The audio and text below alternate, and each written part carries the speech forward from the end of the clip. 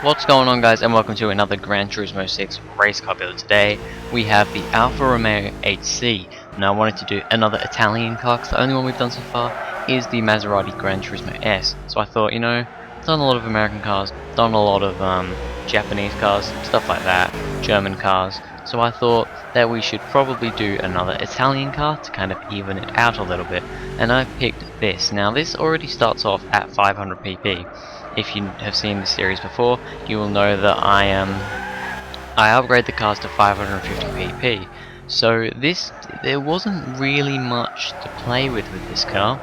However, it did actually turn out fairly well. I managed to get 557 brake horsepower out of this car. So 557 is pretty decent for power on this series, and especially when it only weighs 1,268 kilograms, which isn't bad. I mean, that is definitely not a bad weight for a car with that much power, which means that its power to weight ratio, 2.27 kilograms per brake horsepower, once again is pretty decent, really. Not the best we've ever seen, definitely not the worst, probably a bit better than average, I'd say. This car is front engine rear wheel drive, so sliding and stuff was a potential issue, and I will be honest, this was one of the hardest cars to drive I've had so far. It was a little bit slidey. It was quite twitchy as well. The car would just, when going around corners, it would just twitch a little bit, and you'd lose your line, and it would slow you down. So it was probably the hardest car to drive so far. I mean, the only other cars we've really seen that have had oversteer, which this car didn't really have much oversteer, I wouldn't say. We didn't get, you know, sliding and crazy smoke out the back. But I mean, other cars that we've seen that are just a little bit hard to drive have been, I mean, the Lotus Carlton was quite oversteery, so that was a little bit hard to drive, but it wasn't too bad. Apart from that, really, I mean, the Corvette, which is currently in first place, it was a bit oversteery, but it wasn't really too hard to drive. Hence why it didn't take a good lap time. It did a good lap time. But yeah, this car was a little bit hard to drive. It was a bit twitchy. However, when you put it down the straight, you floored it down the straight, it was pretty fast. 137 miles an hour down the back straight here, which is pretty good. I mean, the fastest we've seen is 140 miles an hour by, I think, the Lotus Carlton, because that had about 600 brake horsepower, the most powerful car we've seen so far.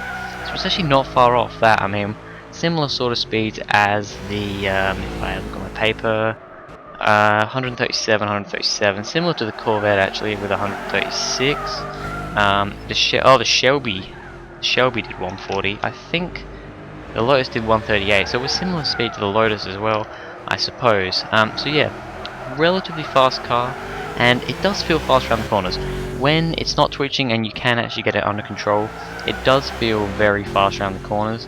You can really chuck it in because it's relatively light, and with the power you can definitely get that acceleration. The acceleration in this car was very good. I was very happy with that. That was probably one of its strongest points, acceleration.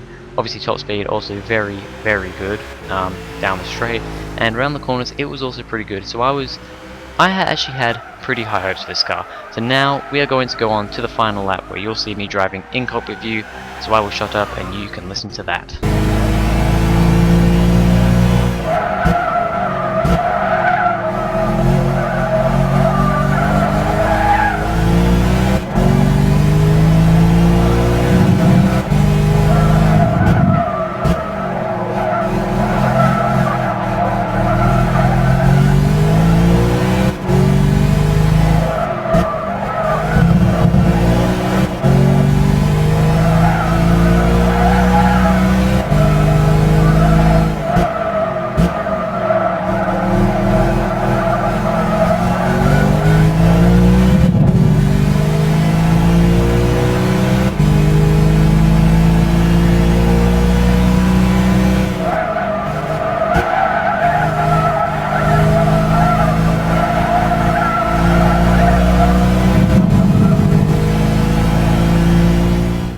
So we go on to the times, and the Alfa Romeo 8C is our new leader with a 54.736. I can't speak English. 54.736 puts it into first place, so it beats out the Corvette. I had a feeling that it was going to do that when I was driving this car. I mean, the first lap I got was like a 55.6, and that was it was pretty twitchy there, got a few sideways movements, wheel on the grass. This car is just ridiculously fast. It's really fast down the straight because it has very, very good amounts of power. It's relatively light for a car with this PP, and even though it is a little bit twitchy, when you get it under control, it is ridiculously fast around the corners and it accelerates like crazy.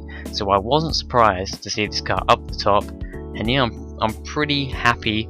I wouldn't say happy, but you know, it's cool that finally the Corvette that's been at the top for God knows how long now, about 7 race car builds, has finally been beaten by the 8C. I'm saying 4C. I've probably said that a few times throughout this video. I don't know why. But anyway, that is it for this video, guys.